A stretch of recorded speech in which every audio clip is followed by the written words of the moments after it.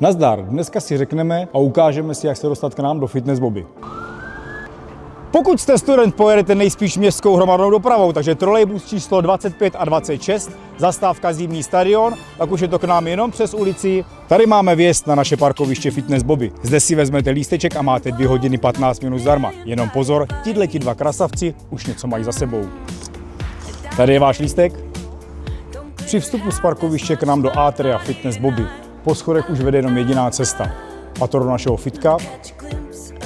A nebo nově pro vás budujeme prostory kavárny, které mají momentálně zkušební provoz. Jednak si zde můžete dát obchodní schůzku, anebo můžou zde děti v dětském koutku si odpočnout a maminky nabrat nové síly u dobré kávy, nebo třeba v solárku. Zde se nachází vstup a recepce Fitness Bobby.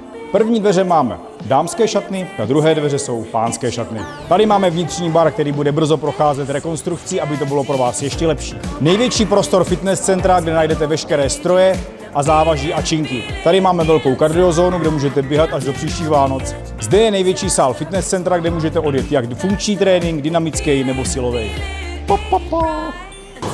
Menší sál slouží na bojové sporty, box či MMA. Sál s tatami, kde si můžete jednak protáhnout a zároveň můžete zacvičit na TRXku nebo třeba tancovat. V dolních prostorách Fitness Bobby se nachází 5 squashových kurtů, tak já si jdu pingnout.